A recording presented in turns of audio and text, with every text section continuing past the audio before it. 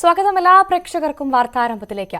വയനാടിനായി ഒരു ദിവസം ഉരുളിൽ സർവ്വതും തകർന്ന് ജീവിതം കരയ്ക്കടുപ്പിക്കാൻ പടപൊരുതുന്ന വയനാടൻ ജനതയ്ക്കായി ഒരു ദിവസം മാറ്റിവെക്കുകയാണ് ഞങ്ങൾ ന്യൂസ് 18. ഞങ്ങൾ ഏറ്റെടുക്കുന്നത് അത്രമേൽ പ്രധാനപ്പെട്ട ഒരു മാധ്യമ ദൌത്യം കൂടിയാണ്. വയനാട്ടിലുള്ളത് സർവ്വതും നഷ്ടപ്പെട്ടവരാണ്. അവർ ഒറ്റയ്ക്കല്ല, ഞങ്ങൾ ഒപ്പമുണ്ടെന്ന് ഉറപ്പുകൂടി നൽകുന്നൊരു ദിവസമാണ് ഇന്നത്തേത്. ആ ഉറപ്പു നൽകാൻ പ്രേക്ഷകരെയും ഞങ്ങൾ ന്യൂസ് 18ലേക്ക് ക്ഷണിക്കുകയാണ്. നമുക്കൊത്തൊരുമിച്ച് ഒരേ മനസ്സോടെ കൈപിടിച്ചുയർത്താം വയനാടിനെ. നോക്കാം പ്രധാന വാർത്തകൾ. വയനാട്ടിലെ ദുരന്തബാധിത മേഖലകളിൽ ജനകീയ തിരച്ചിൽ തുടരുന്നു. തെരച്ചിൽ 6 സോണുകളായി കേന്ദ്രീകരിച്ച ഇനി കണ്ടെത്താനുള്ള 130 പേരെ. തെരച്ചിലിൽ പങ്കുചേർന്ന് ക്യാമ്പിലുള്ളവരും.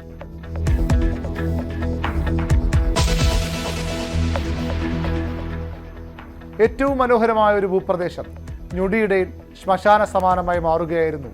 ചൂരൽമലയിലും മുണ്ടക്കയിലും പുഞ്ചിരിമട്ടത്തുമൊക്കെ. അത്ര എളുപ്പം മാറുന്നതല്ല വയനാടിനേറ്റ മുറിവെന്ന് അറിയാം. പക്ഷേ വയനാടിനെ ചേർത്തു പിടിക്കണം. അവർക്കായി നമുക്ക് കൈകോർക്കാം.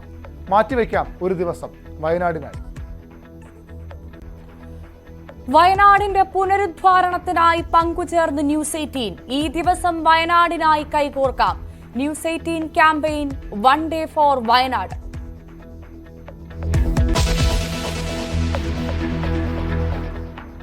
അർജുനെ കണ്ടെത്താനുള്ള തിരച്ചിൽ ഉടൻ പുനരാരംഭിക്കണമെന്ന ആവശ്യം. ഗംഗാവലിയിലെ അടിയൊഴുക്ക് തടസ്സമല്ലെന്ന് കുടുംബം. മഴ കുറഞ്ഞു, നദിയിലെ ജലനിരപ്പ് കുറഞ്ഞു, നദിയിലെ ഒഴുക്ക് കുറഞ്ഞു. അപ്പോൾ എന്തുകൊണ്ടും അനുകൂലമായിട്ടുള്ളൊരു നിലപാട് ഉണ്ടാവാനേ അതിൽ ചാൻസ് ഉള്ളൂ എന്നാണ് ഞാൻ കരുതുന്നത്. വീട്ടുകാരെല്ലാവരും ആദിയിൽ തന്നെയാണ് എത്രയും പെട്ടെന്ന് അർജുനെ തിരച്ചിൽ പുനരാരംഭിക്കണം തന്നെയാണ് അവരെയും പറയുന്നത്. ബംഗളൂരുവിൽ നാളെ ഉന്നതതല യോഗം. അർജുനെ കാണാതായിട്ട് 27 ദിവസം പിന്നിട്ടു.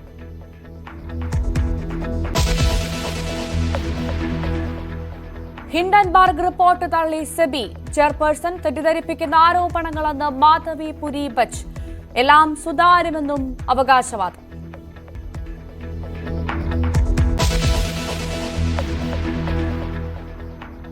മാറ്റിവെച്ച നീറ്റ് PG പരീക്ഷയ്ക്ക് തുടക്കം. പരീക്ഷ എഴുതുന്നത് 2,28,000 പേർ. പരീക്ഷ 185 കേന്ദ്രങ്ങളിൽ 2 ഷിഫ്റ്റുകളിലായി.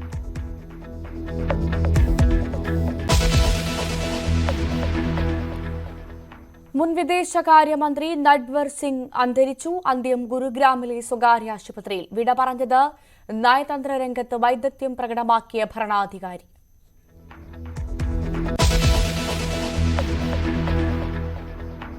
പാരീസ് ഒളിമ്പിക്സിന് ഇന്ന് കൊടിയിറങ്ങും. സമാപന ചടങ്ങിൽ പതാകയേന്താൻ PR ശ്രീജേഷ്.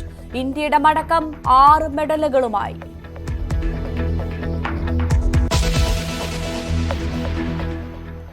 വിശദമായി നോക്കാം. അതിജീവ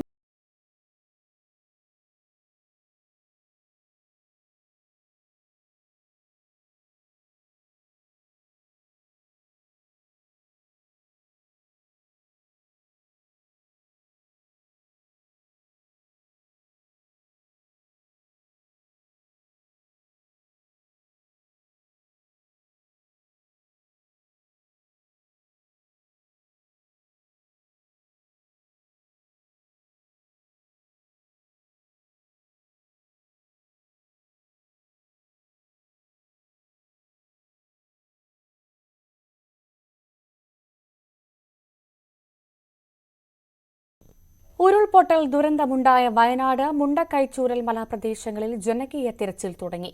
6 സോണുകൾ കേന്ദ്രീകരിച്ചാണ് ജനകീയ തിരച്ചിൽ. സൂചിപ്പാറ, കാന്തൻപാറ വെള്ളച്ചാട്ടങ്ങൾക്ക് സമീപവും തിരച്ചിൽ നടക്കും. ദൌത്യസംഘങ്ങളുടെ കൂടെ ദുരിതാശ്വാസ ക്യാമ്പുകളിൽ കഴിയുന്നവരെ കൂടി ഉൾപ്പെടുത്തിയാണ് തിരച്ചിൽ നടക്കുന്നത്. MG മിഥുൻ മുണ്ടക്കയിൽ നിന്നും, ഡാൻ കുര്യൻ സെന്റ് സെബാസ്റ്റ്യൻസ് ദേവാലയം നിന്നും, ഒപ്പം MS അനീഷ് കുമാർ കൽപ്പറ്റയിൽ നിന്നും ചേരും. ആദ്യം MG മിഥുനിലേക്കാണ്.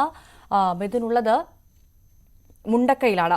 മിഥുൻ, ഇന്നും ജനകീയ തിരച്ചിൽ അവിടെ തുടങ്ങുകയാണ്. ഇപ്പോൾ സമയം 9 മണി. 8 മണിയോടുകൂടി തന്നെ തിരച്ചിൽ ആരംഭിക്കും എന്നാണ് ഞങ്ങൾ മനസ്സിലാക്കുന്നത്. ഇപ്പോൾ തിരച്ചിൽ ആരംഭിച്ചല്ലോ അല്ലേ?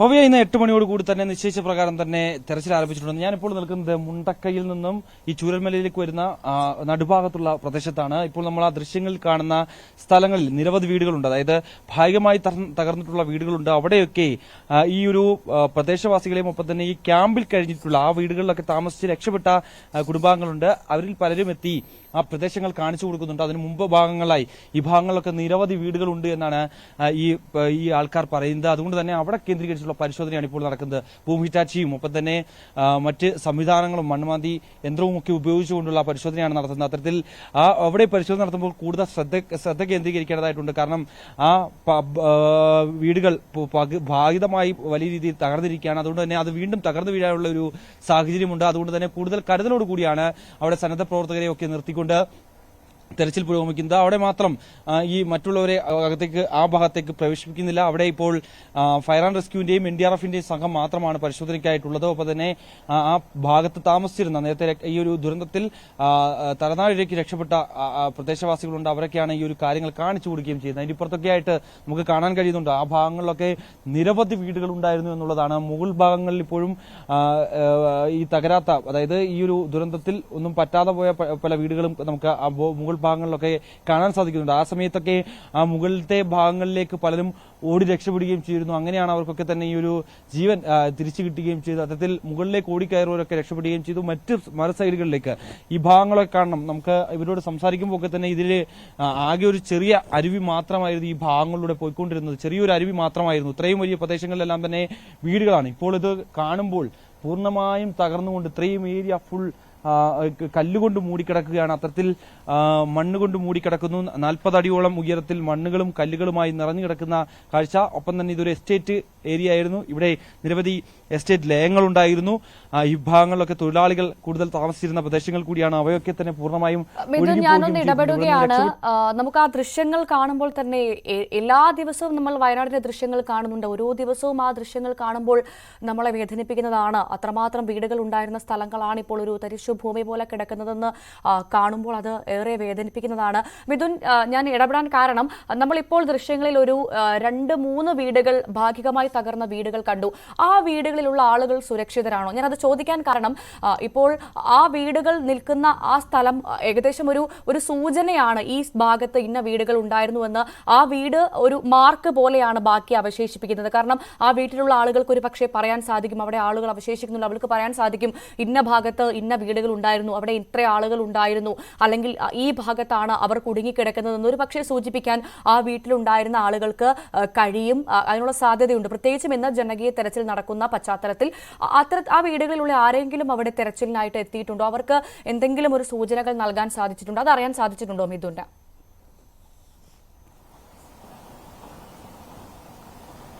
ഭവ്യ, തീർച്ചയായും. അതായത് നമ്മളിപ്പോൾ ആ കാണുന്ന 2-3 വീടുകളുണ്ട് ഭാഗികമായി തകർന്നിട്ടുള്ളത്. അതിൽ ആ ഒരു വീട്ടുകളിൽ നിന്നുള്ള 3 പേർ രക്ഷപ്പെട്ടിട്ടുണ്ടായിരുന്നു. ആ സമയത്ത് മുകളിലേക്ക് ഈ കാണുന്ന ആ കാട് ഭാഗത്തേക്ക് മുകളിലേക്ക് ഓടിക്കയറിയത് കൊണ്ടാണ് അവർക്ക് രക്ഷപ്പെടാൻ പറ്റിയത്.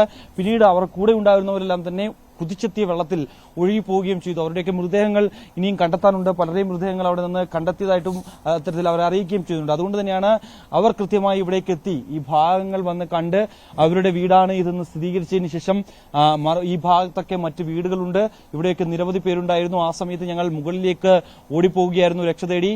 ആ സമയങ്ങളിൽ ഇവിടെ ഉണ്ടായിരുന്ന പൂർണ്ണമായും വീടുകൾ ഒലിച്ചുകൊണ്ട് അങ്ങ് പോവുകയായിരുന്നു എന്നാണ് അവർ പറയുകയും ചെയ്യുന്നത്. അതുകൊണ്ട് തന്നെയാണ് അവരെ കൃത്യമായി ഏകോപിപ്പിച്ചുകൊണ്ട് ഇവിടെ എത്തി എവിടെയൊക്കെയാണ് കൃത്യമായി വീടുകൾ നിലനിന്നിരുന്നത്, എവിടെയൊക്കെയാണ് ആ ഭാഗങ്ങളിൽ കിണറുകൾ ഉണ്ടായിരുന്നത് എന്നടക്കമുള്ള കാര്യങ്ങൾ കൃത്യമായി പരിശോധിക്കുന്നുണ്ട്. അതുകൊണ്ട് തന്നെയാണ് ആ ഭാഗങ്ങളിൽ സന്നദ്ധ പ്രവർത്തകരെ ഒന്നും തന്നെ അവിടേക്ക് പ്രവേശിപ്പിക്കാത്തത്. കാരണം ഭാഗികമായി തകർന്ന വീടുകളാണ്. ഒരുപക്ഷേ ഏതെങ്കിലും തരത്തിൽ വീണ്ടും അത് തകർന്നു വീഴാനുള്ള ഒരു സാധ്യതയുണ്ട്. അതുകൊണ്ട് തന്നെ ഭൂമിഹിറ്റാച്ചിയും ഒപ്പം തന്നെ മണ്ണുമന്തി യന്ത്രങ്ങളും ഒക്കെ ഉപയോഗിച്ചുകൊണ്ട് അവിടെ ഈ ഫയർ ആൻഡ് റെസ്ക്യൂവിന്റെയും ഒപ്പം തന്നെ NDRFന്റെയും സംഘം മാത്രമാണ് അവിടെ ഉള്ളത്. ഒപ്പം തന്നെ റഡാർ സംവിധാനങ്ങൾ ഉപയോഗിക്കുന്നുണ്ട്. കാരണം ഈ തെർമൽ ഡിറ്റക്ടർ ഉപയോഗിച്ചുകൊണ്ട് അവിടെ ഏതെങ്കിലും തരത്തിൽ മനുഷ്യ സാന്നിധ്യം സാന്നിധ്യമുണ്ടോ, മൃതദേഹ സാന്നിധ്യമുണ്ടോ എന്നടക്കമുള്ള കാര്യങ്ങൾ അവർ പ്രധാനമായും പരിശോധിക്കുകയും ചെയ്യുന്നുണ്ട്. അത് തന്നെയാണ് ഏറ്റവും പ്രധാനപ്പെട്ട കാര്യം. കാരണം കഴിഞ്ഞ ദിവസങ്ങളിൽ ഈ ഭാഗത്ത്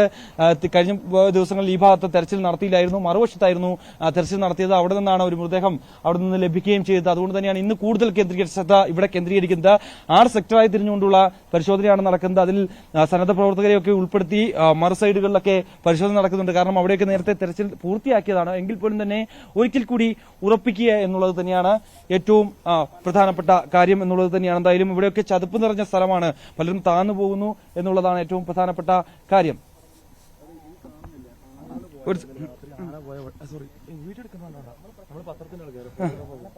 ഈ കാണുന്നത് ആന പോയ വഴികളായി കാണുന്നതൊക്കെ പോയതാണ്. അത് ഇങ്ങനെയുള്ള സംഭവങ്ങൾ നടന്നു കഴിഞ്ഞാല് ആനയാണ് ഫസ്റ്റ് വരുന്ന ഒരു ആനിമലിലെ പെട്ടതാണ്. കുഴപ്പമില്ല.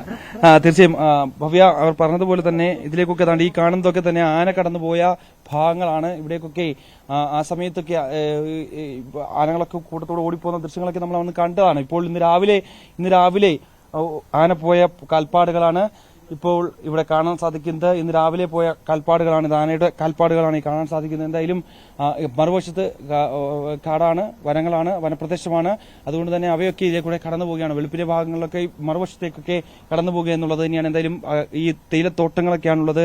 അതുകൊണ്ട് തന്നെ ഇവിടെ ഉള്ള കർശന നിർദ്ദേശമുണ്ട്. ഒപ്പം തന്നെ വലിയ സുരക്ഷാ നിർദ്ദേശങ്ങൾ നൽകിയിട്ടുണ്ട്.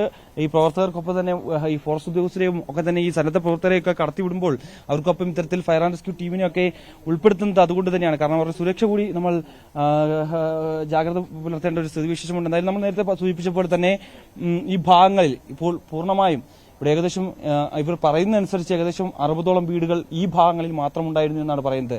ഇവിടെ ഈ മറുസൈഡിൽ എസ്റ്റേറ്റ് ലയങ്ങളാണ്, ഞാനിപ്പോൾ നിൽക്കുന്ന ഈ ഭാഗങ്ങളിൽ എസ്റ്റേറ്റ് ലയങ്ങളായിരുന്നു സ്ഥിതി ചെയ്യുന്നത്.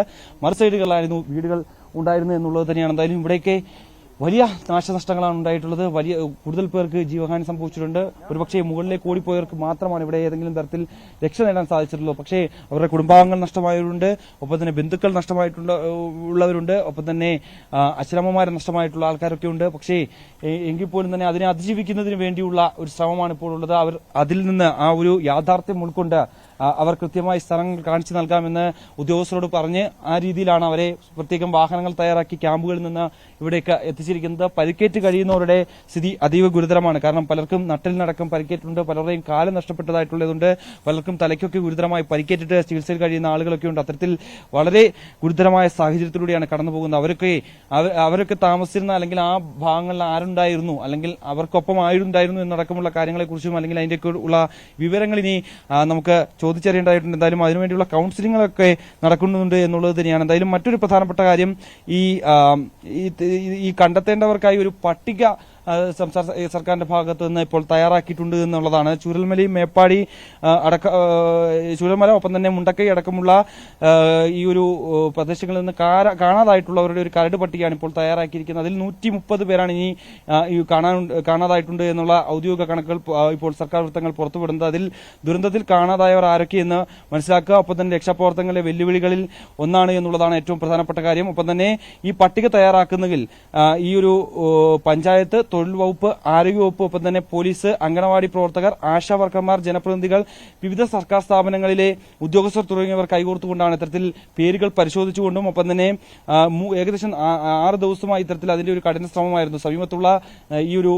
ഈ ഒരു ദുരന്തത്തിൽപ്പെടാത്ത അല്ലെങ്കിൽ ആ ഭാഗങ്ങളിൽ നിന്ന് പിന്നീട് ഒഴിഞ്ഞുപോയവരൊക്കെ കണക്കുകളും ഒപ്പം തന്നെ ആ പ്രദേശങ്ങളിൽ നിന്നുള്ള പ്രദേശവാസികളുടെ വിവരങ്ങളും എടുത്തു. ഒപ്പം തന്നെ റേഷൻ കാർഡിൽ നിന്നുള്ള പരിശോധനയൊക്കെ നടത്തിയും വോട്ടർ പട്ടികയിൽ നിന്നൊക്കെ കൃത്യമായ വിവരങ്ങൾ ശേഖരിച്ചുകൊണ്ടാണ് ഇത്തരത്തിലുള്ള ഒരു പട്ടിക ഇപ്പോൾ തയ്യാറാക്കിയിരിക്കുന്നത്. അതിൽ 130 പേരാണ് ഇപ്പോൾ ഔദ്യോഗികമായി സർക്കാർ തലത്തിൽ കാണാതായിട്ടുണ്ട് എന്നുള്ള ഒരു വിവരങ്ങൾ പുറത്തു വരുന്നത്. പക്ഷേ എന്തായാലും അതിൽ കൂടുതലുണ്ട് എന്നുള്ളതാണ് പ്രദേശവാസികൾ പറയുന്നത്. അതുകൊണ്ടനുസരിച്ചാണ് ഇപ്പോൾ തെരച്ചിൽ ഭവ്യ പുരോഗമിക്കുന്നത്. നിലവിലിപ്പോൾ ഞാൻ നിൽക്കുന്ന ഈ ഭാഗങ്ങളിൽ ഇത്രയും ഭാഗങ്ങളിലൊക്കെ തന്നെ സന്നദ്ധ പ്രവർത്തകരെ പ്രവേശിക്കുന്നില്ല എന്നുള്ളതാണ് ഏറ്റവും പ്രധാനപ്പെട്ട കാര്യം. കാരണം അത്രയും ഡേഞ്ചറായിട്ടുള്ള ഏരിയയാണ്, മണ്ണിടിഞ്ഞ് താഴേക്ക് വീഴാൻ സാധ്യതയുള്ള ഏരിയയാണ്. അതുകൊണ്ട് തന്നെ കൂടുതൽ ആളുകളെ ഇവിടേക്ക് പ്രവേശിപ്പിക്കുന്നില്ല. NDRFന്റെയും ഫയർ ആൻഡ് റെസ്ക്യൂ ടീമിന്റെയും മാത്രം നേതൃത്വത്തിൽ പിന്നീട് ഈ പ്രദേശവാസികളിൽ ചിലരെ മാത്രം ഉൾപ്പെടുത്തിക്കൊണ്ടുള്ള ഒരു തെരച്ചിലാണ് ഇപ്പോൾ പുരോഗമിക്കുന്നത്. ഭവ്യ, തീർച്ചയായും ഉരുളെടുത്ത ഭൂമിയുടെ ദുരന്ത കാഴ്ചകളാണ് പ്രേക്ഷകർ കാണുന്നത്. അത്രമാത്രം വേദനിപ്പിക്കുന്ന കുറേ ദൃശ്യങ്ങളാണ് അവിടെ നിന്ന് MJ മിഥുന് പങ്കുവയ്ക്കാനുള്ളത്.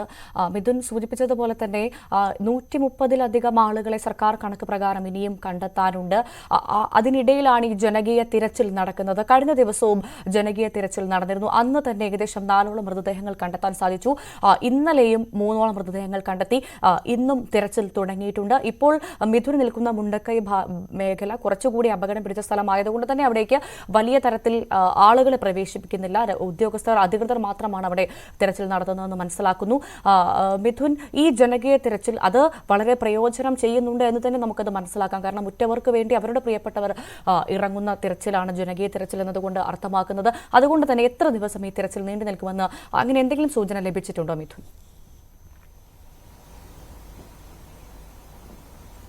നിലവിൽ മന്ത്രിതല ഉപസമിതി പറയുന്നതനുസരിച്ച് അവസാന മൃതദേഹം കണ്ടെത്തുന്നവരെ അല്ലെങ്കിൽ ശരീരഭാവം കണ്ടെത്തുന്നവരെ ഈ ഒരു തെരച്ചിൽ തുടരുമെന്നാണ് അവർ അറിയിച്ചിരിക്കുന്നത്. പക്ഷേ അത് എത്രത്തോളം പ്രായോഗികമുണ്ട് എന്നുള്ള കാര്യം നമുക്ക് അറിയേണ്ടതായിട്ടുണ്ട്. കാരണം നിലവിൽ ഈ ഒരു സാഹചര്യങ്ങളിൽ പല ഇടങ്ങളിലും ഉദ്യോഗസ്ഥരെത്തി പരിശോധന നടത്തിയതാണ്. പക്ഷേ ഈ ജനകീയ തിരച്ചിൽ നടത്തിയപ്പോൾ പരിശോധന നടത്താത്ത ഇടങ്ങളുണ്ട്. അതാണ് ഇവർ കാണിച്ചു നൽകുന്നത്. അവിടെ കൃത്യമായി പറഞ്ഞ് ഞാൻ നേരത്തെ സൂചിപ്പിച്ച പോലെ തന്നെ വളരെ ഡേഞ്ചർ ആയിട്ടുള്ള ഏരിയയാണ്. അവിടേക്ക് മണ്ണിടിഞ്ഞ് വീഴാനുള്ള സാഹചര്യമുണ്ട്. പല കെട്ടിടങ്ങളും ഉടൻ തന്നെ നിലംപൊത്തുന്ന തരത്തിൽ നിലനിൽക്കുന്ന സാഹചര്യമുണ്ട്. അതുകൊണ്ട് തന്നെ വളരെ വെല്ലുവിളി നിറഞ്ഞതും ദുഷ്കരമായിട്ടുള്ള ഒരു തെരച്ചിലാണ് ഇപ്പോൾ പുരോഗമിക്കുന്നത്. അതുകൊണ്ട് തന്നെയാണ് ആ പ്രദേശങ്ങൾ അവർ കാണിച്ചു കൊടുക്കുന്നത്. അവിടെ നിന്നാണ് കഴിഞ്ഞ ദിവസങ്ങളിലൊക്കെ മൃതദേഹവും ഒപ്പം തന്നെ ശരീരഭാഗങ്ങളും ലഭ്യമാവുകയും ചെയ്തത്. അവിടെയൊക്കെ കൂടുതൽ പേർ ഉണ്ട്. അവരെ മണ്ണിലടിയിൽ നിന്ന് പുറത്തെടുക്കണം എന്നുള്ള ആവശ്യമാണ് പ്രധാനമായും ഇവർ ഉൾപ്പെടുത്തി പറയുന്നത്. ഒപ്പം തന്നെ മറ്റു പ്രധാനപ്പെട്ട ഒരു കാര്യം, ഈ താഴേക്ക്, അതായത് താഴ്ന്ന ഭാഗത്തേക്ക്, ഈ പുഴയുടെ താഴ്ന്ന ഭാഗത്തേക്ക്, അതായത് ഇരവഴിഞ്ഞി പുഴയിലേക്കൊക്കെ പോകുന്ന ഭാഗങ്ങളിൽ തെരച്ചിൽ നടത്തണമെന്നുള്ള ഒരു ആവശ്യം പ്രധാനമായും ഇവർ ഉയർത്തി കാണിക്കുന്നുണ്ട്. കാരണം അവിടെ ഇതുവരെയും ഈ ഒരു ഘട്ടത്തിൽ ഇതുവരെയും അവിടെയൊന്നും ഒരു തെരച്ചിൽ നടത്താൻ സാധിച്ചിട്ടില്ല. അവിടെയൊന്നും പോയി ആളുകൾക്ക് ഇറങ്ങാൻ പറ്റാത്തൊരു സ്ഥിതിവിശേഷമാണ്. കാരണം അത്രയൊക്കെ ഒഴുക്കുണ്ടായിരുന്നു. നേരത്തെയൊക്കെ കഴിഞ്ഞ ദിവസങ്ങളിലൊക്കെ നല്ല രീതിയിൽ മഴ പെയ്തിട്ടുണ്ടായിരുന്നു, ഒഴുക്കുണ്ടായിരുന്നു. ആ ഒരു ഘട്ടത്തിൽ ചെളിയും ഒക്കെയായി കൂടിക്കിടക്കുന്ന സാഹചര്യം. അതുകൊണ്ട് തന്നെ ആളുകൾ ഇറങ്ങുമ്പോൾ ആ ചതുപ്പിൽ താന്നു പോകുന്ന തരത്തിലേക്ക് കാര്യങ്ങൾ പോവുകയും ചെയ്യുന്നു. അതുകൊണ്ട് തന്നെയാണ് അവിടേക്ക് ആ ഭാഗങ്ങളൊന്നും തന്നെ ഇതുവരെയും തെരച്ചിൽ നടത്താതിരുന്നത്. എന്തായാലും നാളെ മുതൽ ആ ഭാഗങ്ങളിൽ കൂടുതൽ തെരച്ചിൽ നടത്താനാണ് തീരുമാനമെന്നാണ് നമുക്ക് മനസ്സിലാക്കാൻ സാധിക്കുന്നത്. അത്തരത്തിൽ അതിനുവേണ്ടിയുള്ള സംഘങ്ങളെ നിയോഗിച്ചിട്ടുണ്ട് എന്നാണ് മന്ത്രിതല ഉപസമിതി പറയുകയും ചെയ്തു. കൂടാതെ തന്നെ മറ്റൊരു പ്രധാനപ്പെട്ട കാര്യം, ഇന്ന് 5 അംഗ വിദഗ്ധ സമിതി ഇവിടേക്ക് സന്ദർശനത്തിനായി എത്തുന്നുണ്ട്. കാരണം കഴിഞ്ഞ ദിവസം പ്രധാനമന്ത്രി എത്തി അറിയിച്ചതുപോലെ തന്നെ കൃത്യമായ ഒരു മെമ്മോറാൻഡം പുതുക്കി നൽകണം എന്നുള്ളൊരു ആവശ്യം മുന്നോട്ട് വെച്ചു. അതുകൊണ്ട് തന്നെ ഇവിടെ എത്തി മേപ്പാടി, ചൂരൽമല, പുഞ്ചിരിമട്ടം അടക്കമുള്ള പ്രദേശങ്ങളിൽ എത്തി കൃത്യമായി അവർ കാര്യങ്ങൾ പഠിപ്പിച്ചു. എത്രത്തോളം വീടുകൾ ഉണ്ടായിരുന്നു, എത്രത്തോളം ആളുകൾ അവിടെ താമസിച്ചിരുന്നു, ആരൊക്കെ ജോലിക്കായി അവിടെ എത്തിയിരുന്നു, എത്രത്തോളം റിസോർട്ടുകൾ അവിടെ ഉണ്ടായിരുന്നു, എത്രത്തോളം എസ്റ്റേറ്റ് ലയങ്ങൾ അവിടെ ഉണ്ടായിരുന്നു എന്നുള്ള അടക്കമുള്ള കൃത്യമായ കണക്കുകൾ ശേഖരിക്കുന്നു.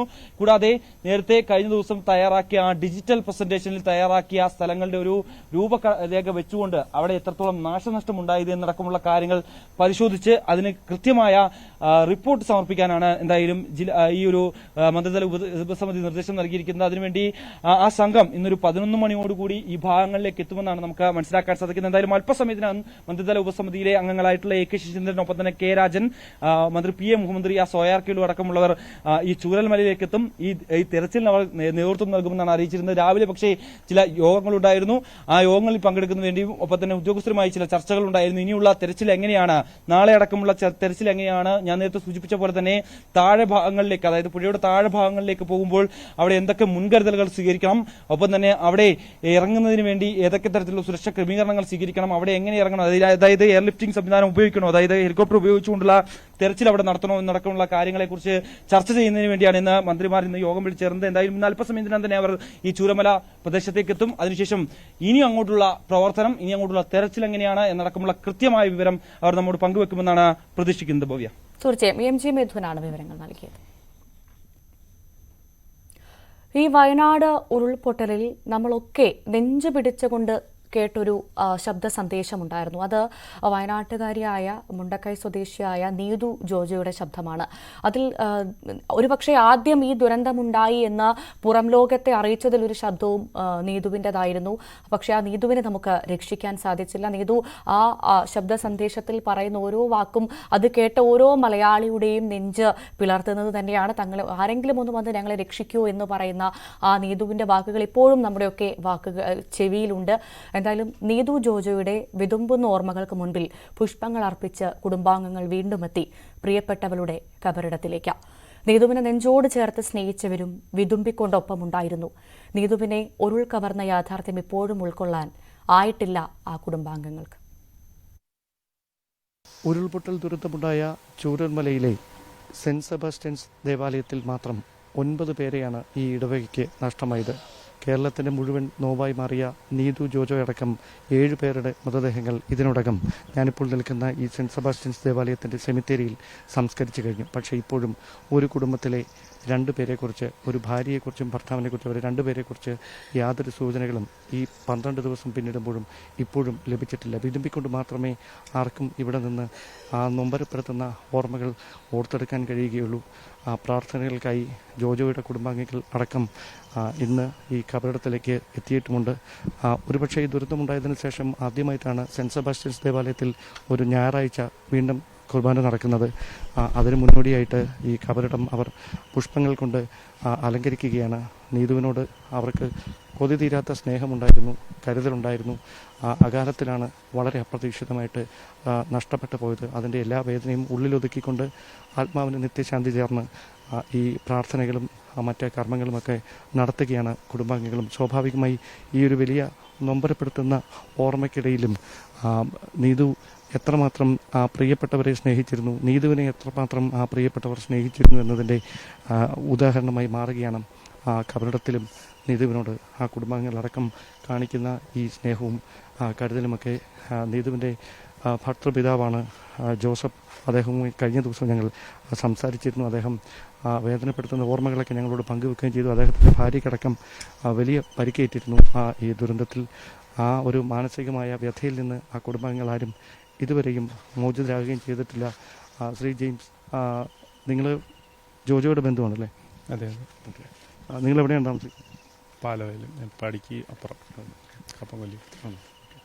ഇവിടെയാണോ? ഇടവക ഇതാണോ? എൻ്റെ ഇടവക ഇതല്ല, ചേട്ടൻ്റെ ഇടവക. മോൻ, ജോജോയുടെ മോൻ എൻ്റെ കൂടെ ഉണ്ട്. വീട്ടിലാണല്ലേ? അവരെല്ലാവരും വീട്ടിൽ തന്നെ ഉണ്ട്. എൻ്റെ കൂടെ ഉണ്ട്. എങ്ങനെയുണ്ട് ഈ സാഹചര്യങ്ങളോട് പൊരുത്തപ്പെട്ട് തുടങ്ങിയോ? ബുദ്ധിമുട്ടാണ്, സമയമെടുക്കും എന്തായാലും നല്ലോണം. സ്വാഭാവികമായി ആ ഒരു പ്രയാസം, ദുഃഖം അതൊക്കെ അവരുടെ വാക്കുകളിൽ നിറയുന്നുണ്ട്. കാരണം അത്രമാത്രം വാക്കുകൾക്ക് അതീതമാണ് ആ വേദന. അതുകൊണ്ട് തന്നെയാണ് ഇവിടേക്ക് വരുന്ന ഓരോ ആളുകളും കണ്ണ് തുറച്ചുകൊണ്ട് ഈ സെമിത്തേരിയിൽ നിന്ന് തിരികെ താഴേക്ക് ഇറങ്ങിപ്പോകുന്നതും. അത്രമാത്രം തങ്ങൾ സ്നേഹിച്ചിരുന്ന ഈ ദേവാലയത്തിൻ്റെ എല്ലാമായിരുന്ന നീതുവിനൊപ്പം ഉണ്ടായിരുന്ന മറ്റ് അയൽവാസികൾ കൂടിയായ 7 പേർ, അവരെയാണ് അവർക്ക് നഷ്ടമായത്. ആ വേദനയെല്ലാം ഉണ്ട് അവരുടെ വാക്കുകളിൽ. ഈ കത്തുന്ന തിരുനാളങ്ങൾക്കൊപ്പം മനസ്സിലും തീയാളുകയാണ് ഓരോരുത്തരുടെയും. അത് കൃത്യമായും വ്യക്തമാണ് ഈ വേദനപ്പെടുത്തുന്ന കാഴ്ചകളിൽ. അത്രമാത്രം വേദന ഉളവാക്കുന്ന ഒരു ദുഃഖം തന്നെയാണ്, ദുരന്തം തന്നെയാണ് ഉണ്ടായത്. ആ ദുരന്തത്തിൽ നിന്ന് അവർ ഇപ്പോഴും മോചിതരായിട്ടില്ല എന്നത് തന്നെയാണ് ഈ കാണുന്ന കാഴ്ചകളൊക്കെ വ്യക്തമാക്കുന്നതും. ജോസഫ് ഏട്ടനും കൂടെ എന്നോടൊപ്പം ചേരുന്നു. ജോസഫ് ഏട്ട, ഇത്രയും ദിവസം കഴിയുന്നു, ചേച്ചി എങ്ങനെ ഓർക്കുന്നു? ഓക്കെ, അദ്ദേഹം ഒന്നും പറയുന്നില്ല, പറയാൻ കഴിയുന്ന ഒരു മാനസികാവസ്ഥയിലല്ല. അത്രമാത്രം കണ്ണീരുണ്ടുള്ളിൽ. അത് നേരത്തെയൊക്കെ ഞങ്ങളോട് സംസാരിക്കുമ്പോഴും അങ്ങനെ തന്നെ അദ്ദേഹം വ്യക്തമാക്കുന്നുമുണ്ടായിരുന്നു. സ്വാഭാവികമായി ആ വലിയ വേദന ഉള്ളിലൊതുക്കിക്കൊണ്ടാണ് ഈ കുടുംബാംഗങ്ങളൊക്കെ തങ്ങൾക്ക് പ്രിയപ്പെട്ടവരോടുള്ള സ്നേഹം പ്രാർത്ഥനയുടെ രൂപത്തിൽ ദേവാലയത്തിലെത്തിയും സെമിത്തേരിയിലെത്തിയും അർപ്പിച്ചതിന് ശേഷം തിരികെ മടങ്ങുന്നത്. ക്യാമറമാൻ പ്രജിത് കോങ്ങോടിനൊപ്പം ഡാൻ കുര്യൻ, ന്യൂസ് 18. നമ്മളിപ്പോൾ കണ്ട നീതുവിൻ്റെ മാത്രമല്ല, അങ്ങനെ നീതു പോലെയുള്ള 100 കണക്കിന് കുടുംബങ്ങൾ അനാഥമാക്കപ്പെട്ടിട്ടുണ്ട്. ആ കുടുംബങ്ങൾക്കെല്ലാം ഈ വലിയ ദുരന്തത്തെ അതിജീവിക്കാനുള്ള മനസാന്നിധ്യം ഉണ്ടാകട്ടെ എന്ന് മാത്രമേ നമുക്ക് ഈ നിമിഷത്തിൽ പറയാനും പ്രാർത്ഥിക്കാനും സാധിക്കുകയുള്ളൂ. ഏറെ പ്രതീക്ഷയോടെ ചൂരൽമലയിൽ തുടങ്ങാനിരുന്ന സ്ഥാപനത്തിലേക്ക് ഷബീർ ഇന്ന് വീണ്ടും എത്തി. സമീപത്തെ സ്ഥാപനങ്ങളെ മുഴുവൻ ഉരുളെടുത്തപ്പോൾ വെള്ളവും ചെളിയും നിറഞ്ഞ അവസ്ഥയിലാണ് ഷബീറിന്റെ സൂപ്പർമാർക്കറ്റ്. ഉറ്റ സുഹൃത്തിനെയും കുടുംബാംഗങ്ങളെയും നഷ്ടപ്പെട്ട വേദനയിൽ ഷബീർ ദുരനുഭവം പങ്കുവച്ചു. സ്വാഭാവികമായി ഒരു രാത്രി ഇരുട്ടി വെളുക്കുമ്പോൾ ആ തലേ ദിവസം കിടക്കുന്നതിന് മുമ്പ് കണ്ട സ്ഥലങ്ങളോ കണ്ട അവസ്ഥകളോ കണ്ട സാഹചര്യങ്ങളോ ഒന്നും അല്ല അവർക്ക് ഇനി അങ്ങോട്ട് അവിടേക്ക് എത്തി ഈ കാഴ്ചകൾ ദയനീയമായി ഈ കാഴ്ചകൾ നേരിൽ കാണുമ്പോൾ ഇതായിരുന്നു ഒരു വളരെ പ്രതാപത്തോടെ തലയെടുപ്പോടെ നിന്ന വയനാടിന്റെ ചൂരൽമല എന്ന ആ ഒരു ചെറിയ ടൗൺഷിപ്പ്. അതിന്റെ ഇപ്പോഴത്തെ സ്ഥിതി ശോകമൂകമായ സ്ഥിതിയിലാണ്. ഇപ്പോഴും ദിവസങ്ങൾ ഇത്ര പിന്നിടുമ്പോഴും ആ കാഴ്ചകളുടെ അതുണ്ടാക്കുന്ന തീവ്രത, ആ വേദനയുടെ തീവ്രത അത് കുറയുന്നില്ല. അത് അങ്ങനെ തന്നെ നിലനിൽക്കുകയാണ്. ചെറിയ ടൗൺഷിപ്പിലെ ഒരു വലിയ സ്ഥാപനമായിരുന്നു. ആ സ്ഥാപനത്തിന്റെ അകത്ത് ഇപ്പോഴും ചെളി മാറിയിട്ടില്ല. പരമാവധി അതിന്റെ മുൻവശമൊക്കെ അവർ വൃത്തിയാക്കാൻ ശ്രമിച്ചിരുന്നു. പക്ഷേ അതിന്റെ അകത്തെ ദയനീയമായ കാഴ്ചകൾ അത് ഇപ്പോഴും അങ്ങനെ തന്നെ തുടരുകയാണ്. എന്താണ് ഇത്, നിങ്ങൾ ഈ രക്ഷാദൌത്യത്തിന്റെ ഭാഗമാകുന്നുണ്ടോ അതോ ഇന്ന് ഈ തുറക്കണില്ല? ഞാനൊന്ന് ജസ്റ്റ് ഒന്ന് കാണാൻ വേണ്ടിട്ട് വന്നതാണ്. നമ്മള് ഇപ്പോൾ 2 ദിവസം കഴിഞ്ഞിട്ട് നമ്മളത് ഓപ്പൺ ചെയ്യാൻ വേണ്ടി നിൽക്കുന്ന സൂപ്പർ മാർക്കറ്റാണ്. നമ്മൾ ഉദ്ഘാടനം ചെയ്യാൻ വേണ്ടിയിട്ട് 2 ദിവസം കഴിഞ്ഞ് തുറക്കുകയാണ്. അല്ല, നമ്മൾ ഫ്ലഡിന് 2 ദിവസം മുമ്പ്, ശരി, അതായത് ഉരുൾപൊട്ടൽ ഉണ്ടാകുന്നതിന് 2 ദിവസം മുമ്പ് തുറക്കാനിരുന്ന ഒരു സ്ഥാപനമാണ്. മഴയായതുകൊണ്ട് നമ്മൾ 2 ദിവസം കൂടി നീട്ടി വെച്ചാണ്. അപ്പോഴാണ് ഫ്ലഡ് ഉണ്ടായത്. ഫുള്ള് ചളിയും വെള്ളമൊക്കെ കയറി. അതായത് ഒരുപാട് പ്രതീക്ഷയോടെ തുടങ്ങാനിരുന്ന ഒരു സ്ഥാപനമാണ്. നിങ്ങളുടെ വീട് എവിടെയാണ്? നമ്മളിവിടെ തന്നെ നീലിക്കാപ്പില്. അപ്പൊ ഇതിന്റെ ഏത് ഭാഗം വരെയാണ്? ഇവിടം വരെ വെള്ളം കയറിയിട്ട് നമ്മൾ ഫുള്ള് ഇവിടെ വരെ വെള്ളം കയറിയായിരുന്നു. ഇവിടം വരെ ഇവിടൊക്കെ ചളിയും വെള്ളങ്ങളാണ്. നമ്മൾ സാധനമൊക്കെ ഇറക്കിയിട്ടുള്ളൂ. ഇപ്പൊ നമ്മള് ഇതിനകത്ത് വൈദ്യുതി ഉണ്ടോ ഇപ്പോൾ? ഇല്ല, വൈദ്യുതി കട്ട് ചെയ്തിട്ടുണ്ട്. കട്ട് ചെയ്തിട്ടിരിക്കുകയാണ്. ഇനിയിപ്പോ ഇതുപോലെ തന്നെയാണ് സമീപത്തെ മറ്റേ എല്ലാ കടകളും.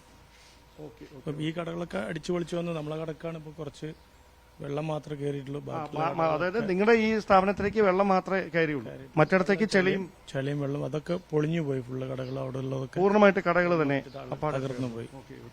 അപ്പൊ ഈ നാശനഷ്ടം എന്താണ് നിങ്ങൾക്ക് ഇതുകൊണ്ട് ഉണ്ടായിരിക്കുന്നത്? അതിനെ നോക്കിയായിരുന്നോ? ഇതിനകത്ത് കയറിയിട്ടില്ല. ഞാൻ പോകുന്ന തുറക്കണുള്ളൂ. അതായത് ഇതിന് ശേഷം ആദ്യമായിട്ട് ഇന്നാണ് തുറക്കുന്നത്, ഈ ദുരന്തത്തിന് ശേഷം? ഓക്കെ. അപ്പൊ ഇന്ന് ഇതിങ്ങനെ തുറക്കുന്നത് ഈ സാധനങ്ങൾ ഇവിടുന്ന് മാറ്റാനാണോ അതോ? അല്ല, ഒന്ന് നോക്കിയിട്ട് പോവാന്ന് വിചാരിച്ചിട്ട് വന്നാണ്. ഓക്കെ. അപ്പോൾ അത് തന്നെയാണ്, അതായത് ഈ ദുരന്തമുണ്ടായി ഇത്രയധികം ദിവസങ്ങൾ പിന്നിടുമ്പോൾ ആദ്യമായി ഇവിടെ തുറക്കാനിരുന്ന, ഏറെ പ്രതീക്ഷയോടെ ദുരന്തമുണ്ടാകുന്നതിന് 2 ദിവസം മുമ്പ് ഏറെ പ്രതീക്ഷയോടെ തുറന്ന് പ്രവർത്തിക്കാനിരുന്ന ഒരു സ്ഥാപനമാണ്. ആ സ്ഥാപനത്തിന്റെ ഉടമയാണ് ഇപ്പോൾ നമ്മളോട് സംസാരിച്ചത്. താങ്കളുടെ പേരെന്താണ്? ഷമീർ. അപ്പോൾ ഷമീർ നീലക്കാപ്പ് സ്വദേശിയാണ്. അദ്ദേഹം വളരെ പ്രതീക്ഷയോടെ ആരംഭിക്കാനിരുന്ന ഒരു സ്ഥാപനം, ആ സ്ഥാപനം തുടങ്ങുന്നതിന് തൊട്ടു മുമ്പാണ് മഹാദുരന്തം ഈ 2 ടൗൺഷിപ്പുകളെ തൂത്തെറിഞ്ഞത്. ആ പ്രതീക്ഷകൾ അദ്ദേഹം എത്രമാത്രം ആഗ്രഹത്തോടെയായിരുന്നു ഇങ്ങനെ ഒരു സ്ഥാപനം ഇവിടെ തുടങ്ങാൻ ആഗ്രഹിച്ചത് എന്ന് നമുക്ക് അദ്ദേഹത്തിന്റെ വാക്കുകൾ തന്നെ വ്യക്തമാകും. ഇതിന് സമീപത്തുള്ള മറ്റ് സ്ഥാപനങ്ങളൊക്കെ പൂർണ്ണമായി തകർത്തെറിഞ്ഞിരിക്കുകയാണ് ഈ പ്രളയം അല്ലെങ്കിൽ ഈ ഉരുൾപൊട്ടൽ ദുരന്തം. പക്ഷേ ഇവിടെ ഇങ്ങനെ ശേഷിക്കുന്നു എന്നത് മാത്രമാണ് ചെറിയൊരു ആശ്വാസം. പക്ഷെ ഇപ്പോഴും ഈ മണ്ണും ചെളിയും കയറിയതിന്റെ, ഈ വെള്ളം കയറിയതിന്റെ പാടുകളൊന്നും ഇപ്പോഴും മാറിയിട്ടില്ല. ഇതിന്റെ അകത്തെ ഒരു വശം വരെ ഇപ്പോഴും ഇങ്ങനെ മണ്ണും ചെളിയുമൊക്കെ നിറഞ്ഞ അവസ്ഥയിൽ തന്നെയാണ്. സ്വാഭാവികമായി ഏതെങ്കിലും തരത്തിലൊരു സഹായം ഇതിനോടകം നിങ്ങൾക്ക് ലഭിക്കും, ഇതൊക്കെ ഒന്ന് വീണ്ടും പ്രവർത്തിപ്പിക്കാൻ, അങ്ങനെ എന്തെങ്കിലും? ഒന്നും പറഞ്ഞിട്ടില്ല. ആരും പറഞ്ഞിട്ടില്ല. നമ്മൾ ഇതുവരെ അതിന് കണക്കും കാര്യങ്ങളും കൊടുത്തിട്ടുമില്ല. നമ്മളിപ്പോ രക്ഷാപ്രവർത്തനത്തിലായിരുന്നു ഈ 12 ദിവസം ഉണ്ടായത്. നമ്മൾ രാവിലെ വരും, പോലീസുകാരപ്പോൾ അവർക്ക് വേണ്ടി ഹെൽപ്പ് ചെയ്യും.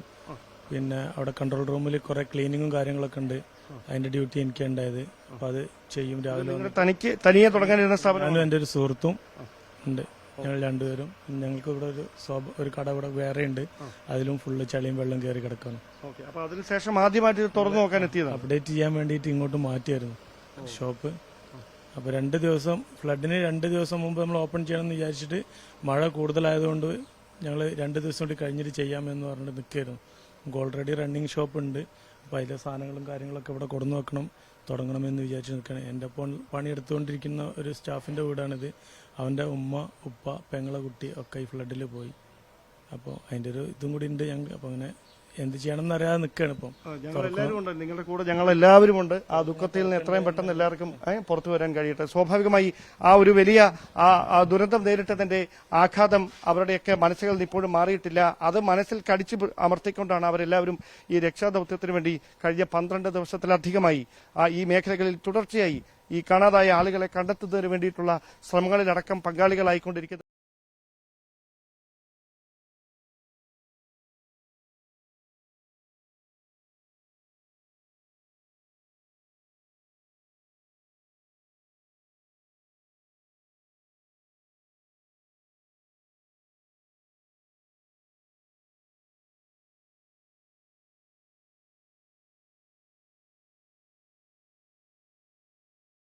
കേട്ട ഷബീറിനെ പോലെ ഉരുളെടുത്ത സ്വപ്നങ്ങളുമായി പ്രതീക്ഷകളുമായി കഴിഞ്ഞ ഒരുപാട് മനുഷ്യർ ആ നാട്ടിലുണ്ട്. അവരുടെ അതിജീവനം പുനരുജ്ജീവനമാണ് ഇനി നമ്മളുടെ ലക്ഷ്യം. ന്യൂസ് 18 ഇന്നത്തെ ദിവസം മാറ്റിവെക്കുന്നത് അവിടെയുള്ള മനുഷ്യർക്ക് വേണ്ടിയാണ്. തിരിച്ചെത്താം വളരെ വേഗം ഇടവേളയ്ക്ക് ശേഷം.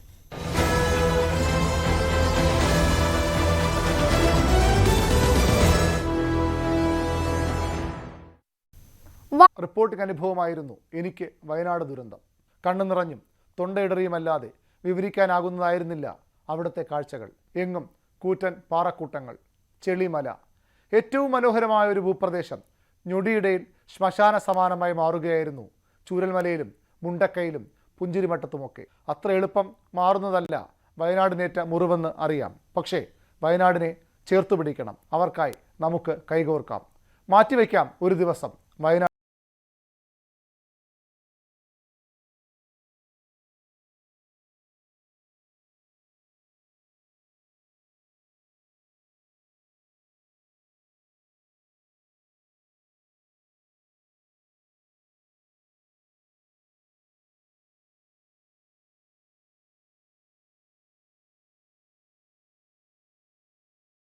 തിരികെ വാർത്തയിലേക്ക് വരുമ്പോൾ ഉറ്റവരെ തേടി അവരുടെ പ്രിയപ്പെട്ടവർ ഇറങ്ങി ഇന്ന് ജനകീയ തെരച്ചിൽ തുടരുകയാണ് വയനാട്ടിൽ. അവിടെ MG മിഥുനുണ്ട്.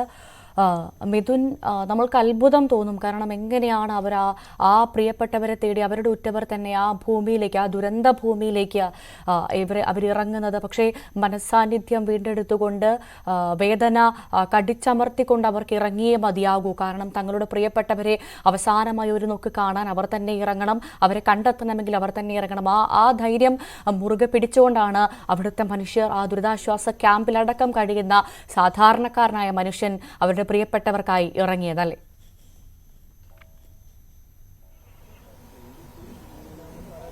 ഭവ്യ, തീർച്ചയായും അത് തന്നെയാണ്. കാരണം വളരെ വലിയ, നമുക്ക് വിശ്വസിക്കാൻ കഴിയാത്ത രീതിയിൽ തന്നെയാണ് ഇവിടെയൊക്കെ ഈ വീടുകൾ ഉണ്ടായിരുന്നു എന്നൊക്കെ പറയുമ്പോൾ നമുക്ക് നേരത്തെ മുൻകാലങ്ങളിൽ ഇവിടെ വന്ന് കണ്ടവർക്ക് മാത്രമേ അത് അത്ര യാഥാർത്ഥ്യമാണെന്ന് നമുക്ക് മനസ്സിലാക്കാൻ സാധിക്കൂ. കാരണം ഇത്രയധികം ഏരിയ ഇങ്ങനെ നഷ്ടപ്പെട്ടു പോകുന്ന കാഴ്ച, അത് കണ്ടു നിൽക്കുന്ന അവരുടെ ഒരു മനസ്സ്, അത് തന്നെയാണ് ഏറ്റവും പ്രധാനപ്പെട്ട കാര്യം. കാരണം അതൊക്കെ നേരിൽ കണ്ട് ഇപ്പോഴും അതിജീവിതയായി അല്ലെങ്കിൽ അതിജീവനത്തിന്റെ പാതയിൽ കഴിയുന്ന നിരവധി ആളുകൾ നമുക്കിവിടെ ഇന്ന് കാണാൻ സാധിക്കുന്നുണ്ട്. ഇപ്പോൾ നമ്മൾ നിൽക്കുന്ന ഈ മേഖലയിൽ ഫയർ ആൻഡ് റെസ്ക്യൂവിന്റെ ടീമിന്റെ പരിശോധനയാണ് നടക്കുന്നത്. തെരച്ചിലിന്റെ ആ ഭാഗമായി അവർ ഇവിടേക്ക് എത്തിയിട്ടുണ്ട്. എങ്ങനെയാണ് എന്നുള്ള കാര്യങ്ങളൊക്കെ നമുക്കൊന്ന് ചോദിച്ച് മനസ്സിലാക്കാം. സാർ, ഇന്ന് നിങ്ങൾ എവിടെ നിന്നുള്ള യൂണിറ്റാ?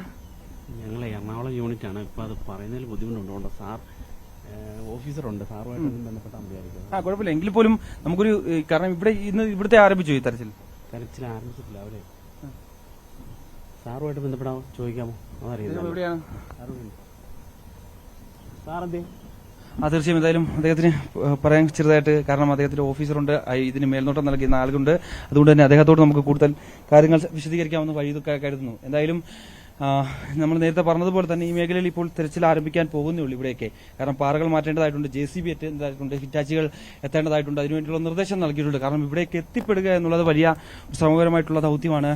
അത്രയും വലിയ ഡേഞ്ചറസ് ആയിട്ടുള്ള ഏരിയയാണ്, മണ്ണിടിച്ചൽ സാധ്യതയുള്ള പ്രദേശങ്ങൾ കൂടിയാണ്. കാരണം ഇവിടെയൊക്കെ കഴിഞ്ഞ ദിവസങ്ങളിൽ മഴ പെയ്തപ്പോൾ ഈ കാണുന്ന ഭാഗങ്ങളിൽ ഇവിടെ നിന്നൊക്കെ മണ്ണ് കൂടുതൽ ഒഴിച്ച് വീണ്ടും താഴേക്ക് ഇറങ്ങി പോവുകയും ചെയ്തിരുന്നു. ആ സമയത്തൊക്കെ അതുകൊണ്ട് തന്നെയാണ് ഈ പ്രദേശങ്ങളിൽ നേരത്തെ തെരച്ചിൽ നടത്താത്തത് എന്നാണ് നമുക്ക് മനസ്സിലാക്കാൻ സാധിക്കുന്നത്. അത്തരത്തിലൊന്ന് ഉറച്ചതിന് ശേഷം മാത്രമേ ഇവിടത്തേക്കുള്ള, അതായത് കൂടുതൽ ചതുപ്പുള്ള ഏരിയ കൂടിയാണ്. കാരണം ഇത്രയും അധികം മണ്ണിങ്ങനെ പൊങ്ങിക്കിടക്കുകയാണ്. ഇത്രയും താഴ്ചയുള്ള പ്രദേശമായിരുന്നു ഈ ഭാഗങ്ങൾ. പക്ഷേ ഇപ്പോൾ അത് 40 അടി മുകളിലേക്ക് അത്രയും ഉയരത്തിൽ ഇങ്ങനെ നിൽക്കുകയാണ്. അതുകൊണ്ട് തന്നെ താഴ്ചയുള്ളത് കൊണ്ട് തന്നെ താന്ന് പോകാൻ സാധ്യതയുള്ള പ്രദേശങ്ങൾ കൂടിയാണ്, ചതുപ്പ് നിലങ്ങൾ കൂടിയാണ്. അതുകൊണ്ട് തന്നെയാണ് അവർ കുറച്ച് ദിവസം വൈകി ഇവിടേക്ക് എത്തുന്നത് എന്നുള്ളത് തന്നെയാണ്. എന്തായാലും ഇവിടേക്ക് ഇനി ഹിറ്റാച്ചു, മണ്ണുമാന്തി യന്ത്രങ്ങൾ ഉൾപ്പെടെയുള്ളവ ഇവിടേക്ക് എത്തേണ്ടതായിട്ടുണ്ട്. അതിനുശേഷമായിരിക്കും ഇവിടുത്തെ ഈ ഒരു തെരച്ചിൽ ആരംഭിക്കുക. എന്തായാലും ഉദ്യോഗസ്ഥരൊക്കെ ഇവിടേക്ക് എത്തിയിട്ടുണ്ട്. ഇവിടേക്ക് എസ്റ്റേറ്റ് ലയങ്ങൾ സ്ഥിതി ചെയ്യുന്ന പ്രദേശമായിരുന്നു. താഴെ ഒരുപാട് വീടുകൾ ഉണ്ടായിരുന്നു. ആ പ്രദേശങ്ങളിലാണ് ഇപ്പോൾ പരിശോധന പുരോഗമിക്കാൻ പോകുന്നത്. തൊട്ട് മറുവശത്ത് നമ്മൾ നേരത്തെ സൂചിപ്പിച്ചപ്പോൾ തന്നെ നിരവധി വീടുകൾ നമുക്ക് അവിടെ കാണാം. ഭാഗികമായി തകർന്നിട്ടുള്ള വീടുകൾ കാണാം. അവിടെ നിന്ന് ഓടി രക്ഷപ്പെട്ട ആളുകൾ അവിടേക്ക് എത്തിയിട്ടുണ്ട്. ആ സമയത്ത് ഒപ്പം തന്നെ ദുരിതത്തിൽ നിന്ന് അതിജീവിച്ച പല വീടുകളും നമുക്ക് അവിടെ കാണാൻ സാധിക്കുകയും ചെയ്യുന്നുണ്ട്. അവിടേക്ക് ഓരോരുത്തർ ഓടിക്കയറുകയും ഇതിന് മുകളിലേക്ക് മലമുകളിലേക്കൊക്കെ ഓടിക്കയറുകയും ചെയ്ത പശ്ചാത്തലമുണ്ട്. നമ്മൾ നേരത്തെ റിപ്പോർട്ട് ചെയ്തതുപോലെ തന്നെ ഇവിടേക്ക് ആന ഇറങ്ങുന്ന പ്രദേശമാണ്. ഇന്ന് രാവിലെ കൂടി ഇവിടെ കൂടെ ആന പോയിട്ടുണ്ട് എന്നാണ് ഇവിടുത്തെ ആളുകളൊക്കെ പറയുന്നത്. അല്പസമയത്തിന് മുമ്പ് നമ്മോട് വ്യക്തമാക്കിയതുപോലെ തന്നെ അതിന്റെ കാൽപ്പാടുകളൊക്കെ കാണുകയും ചെയ്യാം. ഇത്തരത്തിൽ കാടുകളിലേക്ക് ഉൾക്കാടുകളിലേക്ക് ഈ തോട്ടങ്ങളിൽ നിന്ന് ആനകൾ കൂട്ടത്തോടെ ഇതിലേക്ക് പോകുന്ന പ്രദേശങ്ങൾ കൂടിയാണ്. അതുകൊണ്ട് തന്നെയാണ് തെരച്ചിൽ കുറച്ച് വൈകി എന്നുള്ളതാണ് നമുക്ക് മനസ്സിലാക്കാൻ സാധിക്കുന്നത്. എന്തായാലും ഇവിടെയൊക്കെ കല്ലുകൾ കൂടുതൽ മാറ്റേണ്ടതായിട്ടുണ്ട്. ഒപ്പം തന്നെ ഈ മണ്ണുകൾ മാറ്റേണ്ടതായിട്ടുണ്ട്.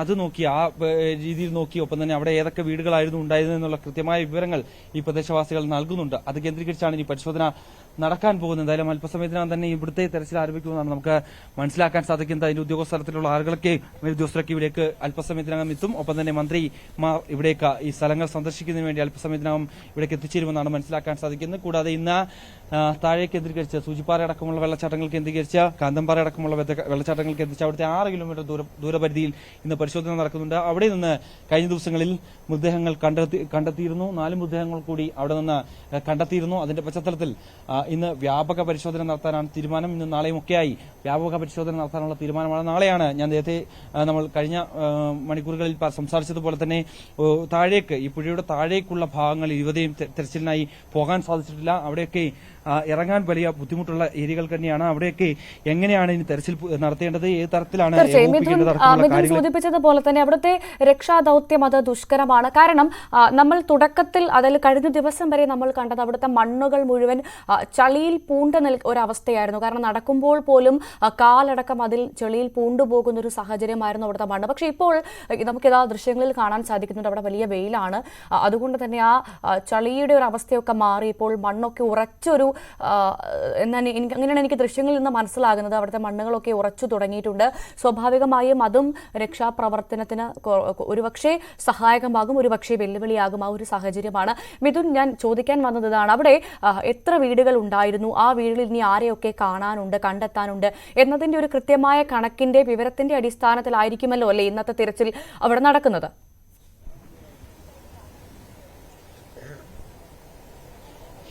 ഭവ്യ, കൃത്യമായ ഒരു കണക്കിലേക്ക് ഇതുവരെയും എത്താൻ ജില്ലാ ഭരണകൂടത്തിനോ അല്ലെങ്കിൽ സർക്കാർ സംവിധാനങ്ങൾക്കോ ആയിട്ടില്ല എന്നുള്ളതാണ്. ഈ പ്രദേശവാസികൾ പറയുന്നതനുസരിച്ച് ഈ ഭാഗത്ത് മാത്രം, ഞാൻ നേരത്തെ സൂചിച്ച ആ ഭാഗങ്ങളിലും ഇവിടെയും മാത്രമായി ഏകദേശം 60ഓളം വീടുകൾ ഉണ്ടായിരുന്നു എന്നാണ് പറയുന്നത്. അതനുസരിച്ചാണ് ഈ ഒരു ഏകദേശ ധാരണയുടെ അടിസ്ഥാനത്തിലാണ് ഇവിടെ നിന്നുള്ള പരിശോധനകൾ നടത്തുന്നത്. കൂടാതെ എസ്റ്റേറ്റ് ലയങ്ങൾ ഉണ്ടായിരുന്നു എന്നുള്ളത് തന്നെയാണ്. ഇപ്പോൾ ഇതിനോടൊപ്പം ഈ ഫയർ ആൻഡ് റെസ്ക്യൂ ടീമിന്റെ വനിതാ ഉദ്യോഗസ്ഥരൊക്കെ ഉണ്ട്. അവരൊക്കെ തന്നെ നിരവധി ഉദ്യോഗസ്ഥർ തുടക്കം മുതൽ തന്നെ ഇതിന്റെ ഭാഗമായിട്ടുള്ളതാണ്. എങ്ങനെയാണ് ഈ പരിശോധന ഇനി നടക്കാൻ പോകുന്നത്? ഇനി ഇവിടെ JCB വരണം. അത് കഴിഞ്ഞിട്ട് ഓരോ സെക്ടർ തിരിച്ചു വന്നിട്ടുണ്ട് ഓരോരുത്തർക്കും. അത് ഫയറിന്റെ ഉദ്യോഗസ്ഥർക്കാണ് വന്നിരിക്കുന്നത്. ആ സെക്ടറിൽ JCB വന്ന് അവിടെ തെരച്ചിൽ നടത്താനാണ് പറഞ്ഞിരിക്കുന്നത്, നിർദ്ദേശിച്ചിരിക്കുന്നത്. എന്തായാലും ഇതിനു മുമ്പും ഇത്തരത്തിൽ ഇത്രയും വലിയൊരു ദുരന്തം നേരിടേണ്ടി വന്നിട്ടുണ്ടാവില്ലായിരിക്കും. ഇവിടെ ഞാൻ 2-ാം ദിവസം തൊട്ടുണ്ടായിരുന്നു, ഓഗസ്റ്റ് 1 മുതൽ. അന്നുണ്ടായിരുന്ന കാഴ്ചകൾക്കാൾ ഭീകരത കുറച്ച് കുറഞ്ഞിട്ടുണ്ടെങ്കിലും ആ ഒരു ഫീൽ തന്നെയാണ് ഇപ്പോഴും എല്ലാവർക്കും. ഇവിടെ ആദ്യം കാണുന്നവർക്കൊക്കെ അതേ ഫീൽ തന്നെയാണ്. എങ്ങനെയായിരുന്നു ആ ഒരു സമയത്തെ ഒരു പ്രവർത്തനമൊക്കെ? നമ്മൾ വിചാരിക്കാത്ത തരത്തിലായിരുന്നു. കാരണം നമുക്ക് എവിടെ തിരഞ്ഞാലാണ് കിട്ടുക, അല്ലെങ്കിൽ അതായിരുന്നു ഫസ്റ്റ് പ്രയോറിറ്റി കൊടുത്ത് ചെയ്തുകൊണ്ടിരുന്നത്. അപ്പൊ നമ്മൾ എവിടെയാണെങ്കിലും ഇപ്പൊ സ്നിഫർ ഡോഗ് ഉണ്ടായിരുന്നു, അതിൽ ഈച്ചയുടെ സാന്നിധ്യം വരുമ്പോൾ, മണം വരുമ്പോൾ ഒക്കെ ഞങ്ങൾ അവിടെ തെരഞ്ഞിട്ടാണ് മുന്നോട്ട് പോയിക്കൊണ്ടിരുന്നത് ഓരോ സെക്ടറിൽ. അപ്പൊ തന്നെ ആ തുടക്ക സമയത്തൊക്കെ തന്നെ ഈ മറു സൈഡിലേക്ക് കടക്കാൻ ഒരു പാലമോ അങ്ങനെയുള്ള സംവിധാനങ്ങളോ ഒന്നും ഇല്ലായിരുന്നു. റോപ്പ് ഉപയോഗിച്ച പാലം ഉണ്ടായിരുന്നു. അതിനു മുമ്പേ അപ്പുറത്തൊരു ചെറിയ പാലത്തിലൂടെയാണ് കടത്തിവിട്ടിരുന്നത്. അപ്പൊ ഈ പരിക്കേറ്റവരുടെയൊക്കെ സ്ഥിതി എങ്ങനെയായിരുന്നു ആ സമയത്ത്? പരിക്കേറ്റവരെല്ലാം അന്നേരം തന്നെ ആംബുലൻസുകൾ ഒന്ന് കൊണ്ടുപോകുമായിരുന്നു. അത് നമ്മൾ വരുമ്പോഴത്തേക്കും പരിക്കേറ്റ ആളുകൾ വളരെ കുറവായിരുന്നു. ബാക്കി അല്ലാതെ തെരച്ചിലായിരുന്നു കൂടുതൽ ഇമ്പോർട്ടൻസ് കൊടുത്തിരുന്നത്. ആ സമയത്ത് ഈ മേഖലയിൽ ഈ ചൂരൽമല, മുണ്ടക്കൈ മേഖലകളിലെല്ലാം തന്നെ മൃതദേഹങ്ങൾ ലഭ്യമായിരുന്നു. കൂടുതലും ഇതുപോലെ കണ്ടോ, അവിടെ ആ മരം വന്നടിഞ്ഞിട്ടില്ലേ, അങ്ങനെയുള്ള സ്ഥലങ്ങളിലൊക്കെ ഉള്ളില് ബോഡീസ് കുടുങ്ങി കിടക്കായിരുന്നു. അപ്പൊ അവിടെ JCB ഇറക്കാൻ ഭയങ്കര പാടായിരുന്നു. മരങ്ങൾ വലിച്ചിട്ട് വഴി ഉണ്ടാക്കി അങ്ങോട്ട് ചെന്നിട്ട് അവിടെ തെരഞ്ഞിട്ടാണ് ഡെഡ് ബോഡീസ് കണ്ടുപിടിച്ചിരുന്നത് കൂടുതലും. അപ്പം ഈ ഇവിടെ നിരവധി വീടുകൾ ഉണ്ടായിരുന്നു എന്നാണ് ഈ പ്രദേശവാസികൾ പറയുന്നത്. ഒപ്പം തന്നെ ഈ ഭാഗികമായി തടഞ്ഞിട്ടുള്ള നിരവധി വീടുകൾ നമുക്ക് കാണാൻ സാധിക്കുന്നുണ്ട്. അത് കേന്ദ്രീകരിച്ചുള്ള പരിശോധനയാണ് നടക്കുന്നത്. അന്നും അത് നടന്നിരുന്നു. ഇന്ന് അതെങ്ങനെയാണ് അവിടെ ഈ പ്രദേശവാസികൾ പറയുന്നതനുസരിച്ചാണ് ഇന്നത്തെ പരിശോധന? അങ്ങനെയാണ് പറഞ്ഞിരിക്കുന്നത്. ഇങ്ങോട്ടേക്ക് ആരും അതൊന്നും എനിക്ക് ക്ലിയർ ആയിട്ട് ഇവിടത്തെ അറിയില്ല. അവിടെയൊക്കെ അങ്ങനെയാണ് നടക്കുന്നത്. അപ്പൊ ഈ ഒരു നിലവിലൊരു സാഹചര്യം, അതായത് ഇപ്പം വളരെ ദുഷ്കരമായിട്ടുള്ള പ്രവൃത്തിയാണ്. ഇനി അങ്ങോട്ടുള്ള ദിവസങ്ങളിലും അതേ രീതിയിൽ തന്നെയാണ്. കാരണം അന്നൊക്കെ വന്നതിനെക്കാട്ടിൽ ഇത്രയധികം 40 അടിയോളം എനിക്ക് തോന്നുന്നു അത്രയോളം മണ്ണ് കല്ലും ഒക്കെ ആയിട്ട് നിൽക്കുന്നത്. ഇത് മാറ്റി നീക്കം ചെയ്യാന്നുള്ളത് ഇപ്പൊ തന്നെ ഇറങ്ങുമ്പോൾ നമുക്ക് അവിടെ നിന്ന് നമ്മൾ ഒരിക്കലും വിചാരിക്കില്ല താഴുന്നത്. പക്ഷെ മുട്ടിന് മേലോട്ട് താഴാണ്. പലരും ഇറങ്ങിയപ്പോൾ താഴ്ന്നു പോവാണ്. അതേ റിസ്ക് എല്ലായിടത്തും ഉണ്ടാവും. അന്ന് നമ്മൾ എടുക്കുന്ന അത്രയും അന്ന് നമുക്ക് കാണുമ്പോൾ തന്നെ അറിയാം ചെളിയാണ്. പക്ഷെ ഇന്ന് അങ്ങനെയല്ല. ഇന്ന് ഉണങ്ങിയ സർഫസ് ആണ്, പക്ഷെ അടിയിൽ ചെളിയാണ്. കൂടുതൽ ദുഷ്കരവുമാണ്. പിന്നെ ഉള്ളതുപോലെ തന്നെ ഇനി അങ്ങോട്ട് ഈ ബോഡി അഥവാ താഴെയൊക്കെ ഉണ്ടെങ്കിൽ, ഇത് മാത്രമല്ല മറ്റു മൃഗങ്ങളുടെയും ഒക്കെ ഉണ്ടാവില്ലേ, അതൊക്കെ ഡീകമ്പോസ് ചെയ്യുന്ന സമയമാണ്. അപ്പൊ അതിന്റേതായ കുറെ ബുദ്ധിമുട്ടുകളും ഉണ്ടാവും. അപ്പൊ ഇനി എങ്ങനെയാണ് കെയർ ഉണ്ടാവണം ഉണ്ടാവണം. അത് മാത്രമല്ല ഇപ്പൊ ഇത്ര ദിവസമായി, അപ്പം മണ്ണിനടിയിലാണെങ്കിൽ നേരത്തെ നിങ്ങളുടെ ഒരു ഉദ്യോഗസ്ഥർ പറയുന്ന പോലെ തന്നെ വെള്ളത്തിലാണെങ്കിൽ നമുക്ക് ഈ ബോഡി പാർട്സ് ഒക്കെ ആയി പോകാനുള്ള സാധ്യതയുണ്ട്, പിന്നിച്ചു പോകാനുള്ള സാധ്യതയുണ്ട്. പക്ഷെ മണ്ണിനടിയിലാണെങ്കിൽ കൃത്യമായി നമുക്കത് കിട്ടാൻ സാധ്യതയുണ്ട് എന്ന് പറയുന്നു. അങ്ങനെ അതിനെപ്പറ്റി എനിക്ക് ആധികാരികമായി പറയാൻ അറിയില്ല. എങ്കിൽ പോലും അങ്ങനെ തന്നെയാണെന്ന് വിചാരിക്കുന്നു. ഇപ്പൊ സ്നിഫർ ഡോഗ് ഒക്കെ ചില പോയിന്റുകൾ വരുമ്പോ അത് ഒരുവിധം നമ്മൾ കുഴിച്ചാലും കിട്ടുന്നില്ല.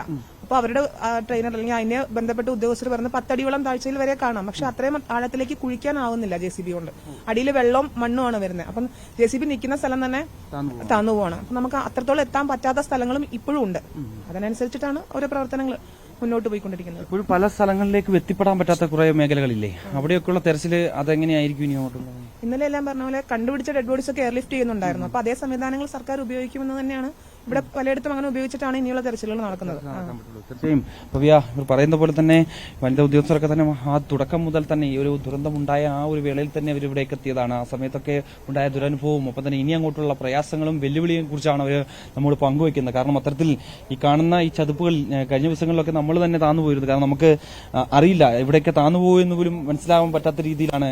കല്ലുകളാണ് എന്ന് വിചാരിച്ച് ചവിട്ടുമ്പോൾ ആ സ്ഥലങ്ങളിൽ ഏകദേശം നമ്മുടെ ഈ ഹിപ്പ് ഭാഗങ്ങളിൽ വരെ അത്രയും താന്ന് താഴേക്ക് പോകുന്ന തരത്തിലാണ്. ആ സമയത്ത് അടിയിൽ എന്തുണ്ട് എന്നറിയത്തില്ല, പുറത്ത് എന്തെങ്കിലും സാധനങ്ങളുണ്ടോ എന്നുള്ള കാര്യം പോലും അറിയാത്ത രീതിയിലാണ് ഇവർ ഇറങ്ങുമ്പോഴാണ്, താന്നു പോകുമ്പോഴാണ് കാര്യങ്ങൾ അറിയുകയും ചെയ്യുന്നത്. എന്തായാലും ഉറച്ചിറക്കുക എന്നനുസരിച്ച് ഇറങ്ങുന്നു. ആ പ്രദേശങ്ങളിൽ വലിയ രീതിയിലുള്ള ദുഷ്കരമായ വെല്ലുവിളിയാണ് നിറഞ്ഞു നിൽക്കുന്നത്. എന്തായാലും ഇനിയും കുറേയധികം പ്രദേശങ്ങളുണ്ട്. അവിടെയൊക്കെ എങ്ങനെയാണ് പരിശോധന നടത്തേണ്ട അടക്കമുള്ള കാര്യങ്ങളെക്കുറിച്ച് കൃത്യമായ ഒരു വിവരം വൈകിട്ടോട് ലഭ്യമാകുമെന്നാണ് പ്രതീക്ഷിക്കുന്നത്. എന്തായാലും നിലവിൽ ഈ പ്രദേശങ്ങളിൽ ഞാൻ ഈ പ്രദേശങ്ങളിൽ 60ഓളം വീടുകളുണ്ട് എന്ന് ആണ് മനസ്സിലാക്കുന്നത്. ഇവിടുത്തെ പരിശോധന ഇപ്പോൾ ഈ ഫയർ ആൻഡ് റെസ്ക്യൂ ടീമിലെ അംഗങ്ങളെല്ലാം തന്നെ ഇവിടേക്ക് എത്തിയിട്ടുണ്ട്. എങ്കിൽ പോലും തന്നെ ഇതുവരെയും പരിശോധന ആരംഭിക്കാൻ സാധിച്ചിട്ടില്ല. കാരണം ഇവിടേക്ക് JCBയും ഒപ്പം തന്നെ മറ്റ് ഹിറ്റാച്ചി അടക്കമുള്ള ഭൂമി ഹിറ്റാച്ചി പോലത്തെയുള്ള അത്യാധുനിക യന്ത്രങ്ങൾ ഇവിടേക്ക് എത്തേണ്ടതായിട്ടുണ്ട്. അത് എത്തുന്നതിനൊരു പരിമിതിയുണ്ട്. കാരണം വളരെ പ്രയാസപ്പെട്ട് മാത്രമേ ഇവിടേക്ക് അത് കൊണ്ടുവരാൻ പറ്റൂ. അങ്ങനെ ഉള്ള ഒരു പ്രദേശമാണ്. വഴി പോലുമില്ല. വഴിയൊക്കെ കണ്ടെത്തി വേണം ഇനി ഇവിടേക്ക്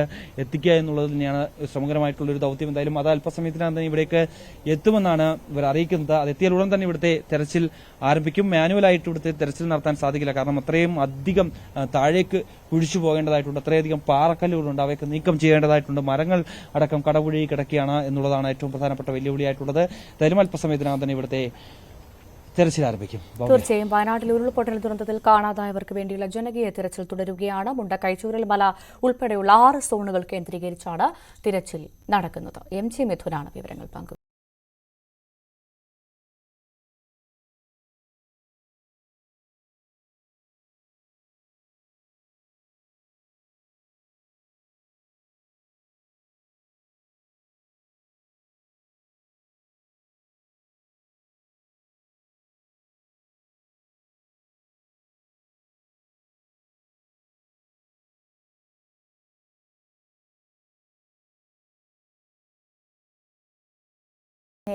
കിലോമീറ്ററുകളോളം ഒഴുകിയെത്തി ചതഞ്ഞരഞ്ഞും ജീർണിച്ചും കൈകാലുകളും ആന്തരിക അവയവങ്ങളും മാത്രമായും ഉറ്റവർക്കൊന്ന് തിരിച്ചറിയാൻ പോലും ആവാത്ത വിധം 200ഓളം മൃതദേഹങ്ങളാണ് ചാലിയാറിൽ നിന്നും മാത്രം കണ്ടെടുത്തത്.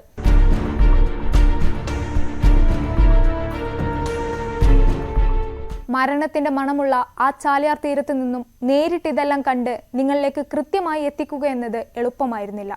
ആ നടുക്കം ഇപ്പോഴും എൻ്റെ ഉള്ളിലുണ്ട്. പക്ഷേ വയനാടിനായി നമുക്ക് കൈകോർത്തേ മതിയാവൂ.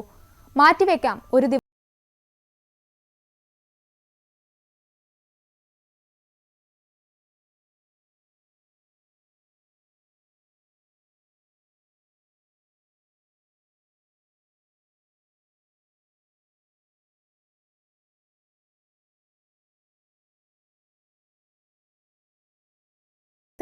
കേരളം. തിരികെ വാർത്തയിലേക്ക്. ശിരൂരിൽ മണ്ണിടിച്ചിലിൽ കാണാതായ അർജുനായുള്ള രക്ഷാദൌത്യം ഉടൻ പുനരാരംഭിക്കണമെന്ന് കുടുംബം. കാലാവസ്ഥ അനുകൂലമായാൽ തിരച്ചിൽ തുടരുമെന്നായിരുന്നു കർണാടക സർക്കാർ നൽകിയ ഉറപ്പ്.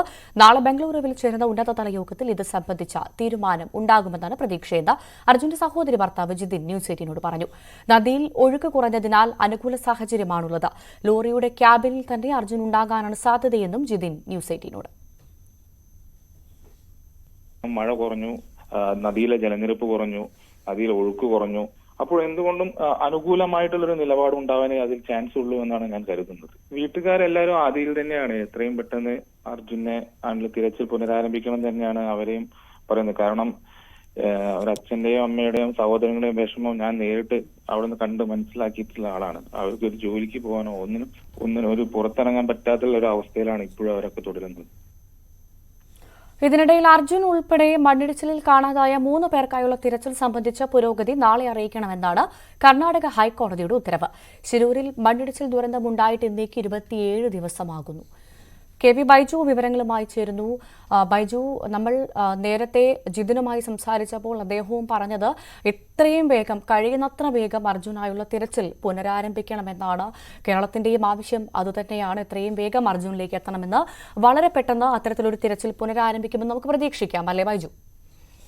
ഭവ്യ, നാളെയാണ് ഇത് സംബന്ധിച്ച് നിർണായക യോഗം ബംഗളൂരുവിൽ ചേരുന്നത്. തിരച്ചിൽ പുനരാരംഭിക്കുന്നത് സംബന്ധിച്ചും ഏത് രീതിയിലാണ് തിരച്ചിൽ നടത്തേണ്ടത് എന്നതിനെ കുറിച്ച് ആലോചിക്കാനുള്ള യോഗം ബുധനാഴ്ചയോടുകൂടി തിരച്ചിൽ പുനരാരംഭിക്കുമെന്നാണ് നമുക്ക് ലഭിക്കുന്ന സൂചന. ഇതിനിടയിൽ നാളെ കർണാടക ഹൈക്കോടതിയിൽ ഇത് സംബന്ധിച്ച ഒരു നാളെ ഇത് സംബന്ധിച്ചൊരു ഇത് വരുന്നുണ്ട്. കാരണം ഇതുവരെയുള്ള കാണാതായ 3 പേർക്കായുള്ള തിരച്ചിലിന്റെ പുരോഗതി അറിയിക്കണമെന്നാണ് ഹൈക്കോടതി നേരത്തെ പറഞ്ഞിരുന്നത്. അത് നാളെയാണ് പരിഗണിക്കുന്നത്. ഇത് സംബന്ധിച്ച് കർണാടക സർക്കാർ നാളെ ഹൈക്കോടതിയിൽ വിശദീകരണം നൽകും. ഇതിനിടയിലാണ് വീണ്ടും തിരച്ചിൽ ആരംഭിക്കാനുള്ള നീക്കം ഇപ്പോൾ കർണാടക ആരംഭിച്ചിട്ടുള്ളത്. എന്തായാലും എത്രയും പെട്ടെന്ന് ഇത്തരത്തിലുള്ള തിരച്ചിൽ തുടരണമെന്ന് അർജുന്റെ കുടുംബം ഉൾപ്പെടെ ആവശ്യപ്പെട്ടിട്ടുണ്ട്. എന്തായാലും മന്ത്രി മുഹമ്മദ് റിയാസ് ഉൾപ്പെടെ കേരളത്തിന്റെ പ്രതിനിധിയായി ഈ തെരച്ചിൽ നടത്തുന്ന സമയത്ത് ശിരൂരിൽ എത്തിയേക്കുമെന്ന സൂചന നമുക്ക് ലഭിക്കുന്നുണ്ട്. ഇതിൽ AK-M അഷ്റഫാണ് കഴിഞ്ഞ ദിവസം വലിയ ഇടപെടൽ നടത്തിയത്. അദ്ദേഹം ബംഗളൂരുവിലെത്തി മുഖ്യമന്ത്രിയെ ഉൾപ്പെടെ കാണുന്ന സാഹചര്യമുണ്ടായി. അതുകൊണ്ട് തന്നെ ഈ ആഴ്ചയോടുകൂടി ഈ തിരച്ചിൽ പുനരാരംഭിക്കുമെന്ന ഉറപ്പും അവർ നൽകിയിരുന്നു. ഏതായാലും ജിതിൻ സൂചിപ്പിച്ചതുപോലെ പുഴയുടെ നീരൊഴുക്ക് കുറഞ്ഞിട്ടുണ്ട്, കാലാവസ്ഥ അനുകൂലമായിട്ടുണ്ട്. മഴ കഴിഞ്ഞ കുറച്ച് ദിവസങ്ങളായി ഈ കൊങ്കൺ മേഖലയിൽ മാറി നിൽക്കുന്നത് വലിയ പ്രതീക്ഷ പുലരുന്നുണ്ട്. ഏതായാലും ഇനി അവസാന പ്രതീക്ഷയാണ്. 27 ദിവസമായിരിക്കുന്നു അർജുനെ കാണാതായിട്ട്. കഴിഞ്ഞ മാസം 16-ാം തീയതിയാണ് ഈ ദുരന്തമുണ്ടായത്. 11 പേരാണ് ഇത്തരത്തിൽ കാണാതായത്. ഇതിൽ 8 പേരുടെ മൃതദേഹം അവിടുന്ന് തന്നെ ലഭിക്കുന്ന സാഹചര്യം ഉണ്ടായിരുന്നു. ഇനി 3 പേരെ കണ്ടെത്താനുണ്ട്. നമ്മുടെ പ്രിയപ്പെട്ട അർജുൻ ഉൾപ്പെടെ 3 പേരെയാണ് ഇനി കണ്ടെത്താനുള്ളത്. അവർക്കായുള്ള തിരച്ചിലാണ് ഇനി പുനരാരംഭിക്കുന്നത്. ഇതിൽ ഏറ്റവും പ്രധാനം ഈ പുഴയുടെ മാർക്ക് 4 എന്ന് അടയാളപ്പെടുത്തിയ സ്ഥലത്തായിരിക്കും തിരച്ചിൽ നടക്കുക.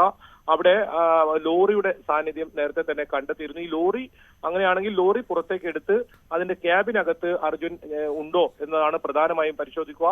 ഇനി അവിടെ അർജുനെ കണ്ടെത്താനായില്ലെങ്കിൽ തൊട്ട് സമീപത്തായി വലിയ തോതിലുള്ള ഒരു മൺകൂന രൂപപ്പെട്ടിട്ടുണ്ട്. ആ മൺകൂനയൊക്കെ നമുക്കിപ്പോൾ കാണാൻ സാധിക്കുന്നുണ്ട്. അത്രത്തോളം പുഴയുടെ നീരൊഴുക്ക് കുറഞ്ഞിട്ടുണ്ട്.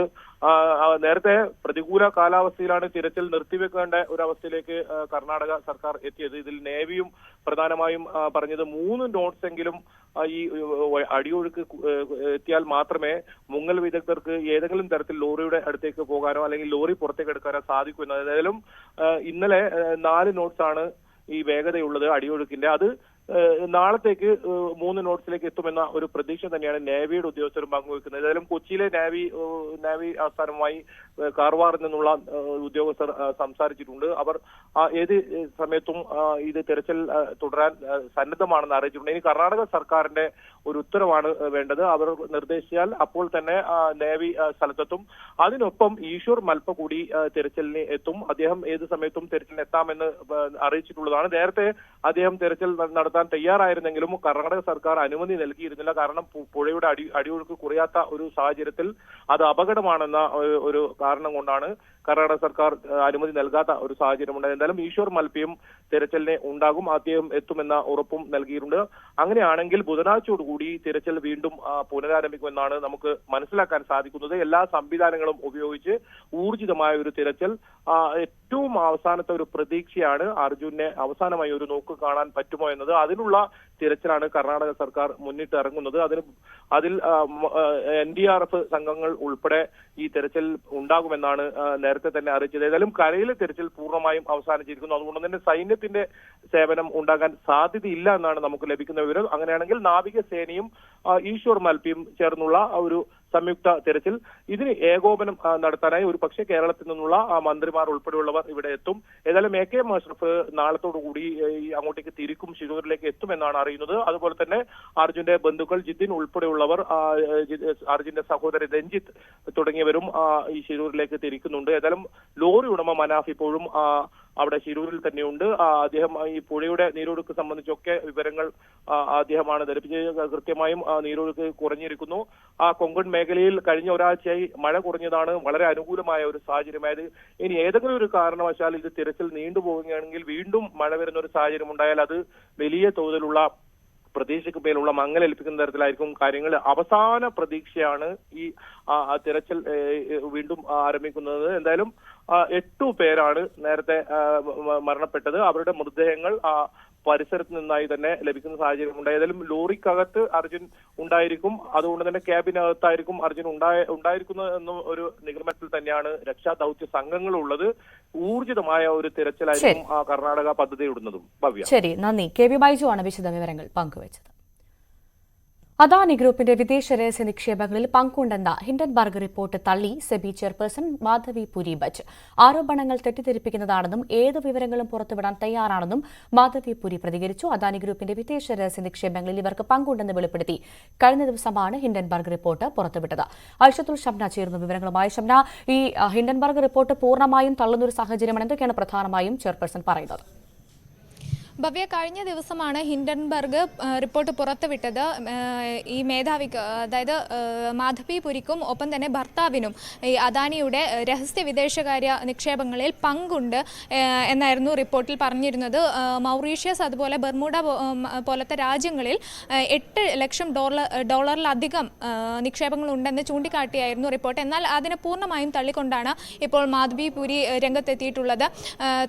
തന്റെ ജീവിതം അതുപോലെ സാമ്പത്തിക ഇടപാടുകൾ ഇതെല്ലാം തുറന്ന പുസ്തകമാണ്. ഇതിൽ ഒരു രഹസ്യങ്ങളുമില്ല, എല്ലാം പരസ്യമാക്കിയതാണ്. ഇത് സംബന്ധിച്ചുള്ള എന്ത് രേഖകൾ വേണമെങ്കിലും എന്ത് വിവരങ്ങൾ വേണമെങ്കിലും പുറത്തുവിടാൻ താൻ തയ്യാറാണെന്നാണ് മാധവി പുരി ഇപ്പോൾ അറിയിച്ചിരിക്കുന്നത്. ഒപ്പം തന്നെ ഹിൻഡൻബർഗ് റിപ്പോർട്ട് സ്വഭാവഹത്യയാണ്, വ്യക്തിഹത്യയാണ്, തന്നെ അപമാനിക്കുന്ന അതിന് തുല്യമാണെന്നൊക്കെയാണ് ഇപ്പോൾ മാധവി പുരി പറയുന്നത്. എന്ത് വിവരങ്ങൾ വേണമെങ്കിലും താൻ പുറത്തുവിടാം, അത് ഇതിൽ ഒരു രഹസ്യവുമില്ലെന്ന് വീണ്ടും ആവർത്തിക്കുന്നുണ്ട്. ഒപ്പം തന്നെ ഈ റിപ്പോർട്ടിൽ കഴിഞ്ഞ വർഷവും ഇതുപോലെ ഹിൻഡൻബർഗ് റിപ്പോർട്ട് പുറത്തുവിട്ടിരുന്നു. അദാനിയുടെ വിദേശകാര്യ നിക്ഷേപങ്ങൾ സംബന്ധിച്ച് വിശദമായ ഒരു റിപ്പോർട്ട് പുറത്തുവിട്ടിരുന്നു. 106 പേജുള്ള റിപ്പോർട്ടാണ് അന്ന് പുറത്തുവിട്ടത്. എന്നാൽ ആ സമയത്ത് ഈ മാധവി പുരിക്കോ അല്ലെങ്കിൽ സെബിക്കോ ഇത് ഈ അദാനി ഗ്രൂപ്പുമായുള്ള ഒരു കണക്ഷൻ തങ്ങൾക്ക് അറിയില്ലായിരുന്നു എന്നാണ് ഇപ്പോൾ ഹിൻഡൻബർഗ് വ്യക്തമാക്കുന്നതും. ആ സമയത്ത് കൃത്യമായ ഒരു അന്വേഷണത്തിന് പോലും സെബി മുതിരാതിരുന്നതും ഇതുപോലെ ഈ അദാനി ഗ്രൂപ്പിന്റെ രഹസ്യ നിക്ഷേപങ്ങളിൽ ഇവർക്ക് പങ്കുണ്ടായതുകൊണ്ടായിരിക്കാം അന്ന് ഈ ഹിൻഡൻബർഗിന്റെ റിപ്പോർട്ടിനെതിരെ ഒരു അന്വേഷണം പോലും പ്രഖ്യാപിക്കാതിരുന്നതെന്നും അത്തരത്തിൽ ഈ അദാനിയെ പൂർണ്ണമായും പിന്തുണയ്ക്കുന്ന തരത്തിൽ അല്ലെങ്കിൽ അദാനി ഗ്രൂപ്പിന് ആത്മവിശ്വാസം നൽകുന്ന തരത്തിലാണ് ഈ മാധവി പുരിയുടെയും സെബിയുടെയും ഈ ഇടപാടുകൾ എന്നുമാണ് ഹിൻഡൻബർഗ് ചൂണ്ടിക്കാട്ടുന്നത്. ഒപ്പം തന്നെ ഈ വിനോദ് അദാനി, അതായത് അദാനിയുടെ സഹോദരനാണ് ഇതെല്ലാം നോക്കി നടത്തുന്നത്. ഇവർക്ക് ഈ മാധവി പുരിക്കും ഒപ്പം തന്നെ ഭർത്താവിനുമായി $8 ലക്ഷം നിക്ഷേപമാണ് ഉള്ളതുമെന്നാണ് ഇപ്പോൾ റിപ്പോർട്ടിൽ പറഞ്ഞിരിക്കുന്നത്. എന്നാൽ ഇത് പൂർണ്ണമായും മാധവി പുരി തള്ളുന്ന ഒരു സാഹചര്യത്തിൽ അന്വേഷണം ആവശ്യപ്പെട്ട് കോൺഗ്രസും രംഗത്തെത്തിയിട്ടുണ്ട്. ഈ റിപ്പോർട്ടിന് പുറത്ത് വിശദമായ അന്വേഷണം വേണമെന്നാണ് കോൺഗ്രസ് അടക്കം ഇപ്പോൾ ആവശ്യപ്പെടുന്നതും. ഭവ്യ, ഷംനയാണ് വിവരങ്ങൾ പങ്കുവച്ചത്. തുടക്കത്തിൽ സൂചിപ്പിച്ചതുപോലെ വയനാടിനായി ഒരു ദിവസം ന്യൂസ് 18 മാറ്റിവെക്കുകയാണ്. ഉരുളിൽ സർവ്വതും തകർന്ന ജീവിതം കരക്കടുപ്പിക്കാൻ പടപൊരുതുന്ന വയനാടൻ ജനതയ്ക്കായി ഈ ദിവസം ഞങ്ങൾ മാറ്റിവെക്കുന്നു.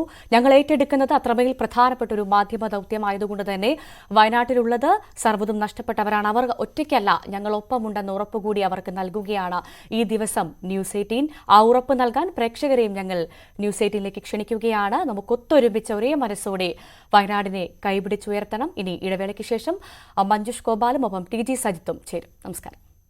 മനുഷ്യൻ എത്രത്തോളം നിസ്സാരെന്ന് തിരിച്ചറിഞ്ഞ റിപ്പോർട്ടിംഗ് അനുഭവമായിരുന്നു എനിക്ക് വയനാട് ദുരന്തം. കണ്ണു നിറഞ്ഞും തൊണ്ടയിടറിയുമല്ലാതെ വിവരിക്കാനാകുന്നതായിരുന്നില്ല അവിടുത്തെ കാഴ്ചകൾ. എങ്ങും കൂറ്റൻ പാറക്കൂട്ടങ്ങൾ, ചെളിമല, ഏറ്റവും മനോഹരമായ ഒരു ഭൂപ്രദേശം ഞൊടിയിടയിൽ ശ്മശാന സമാനമായി മാറുകയായിരുന്നു ചൂരൽമലയിലും മുണ്ടക്കയിലും പുഞ്ചിരിമട്ടത്തുമൊക്കെ. അത്ര എളുപ്പം മാറുന്നതല്ല വയനാടിനേറ്റ മുറിവെന്ന് അറിയാം. പക്ഷേ വയനാടിനെ ചേർത്തു പിടിക്കണം. അവർക്കായി നമുക്ക് കൈകോർക്കാം. മാറ്റിവെക്കാം ഒരു ദിവസം.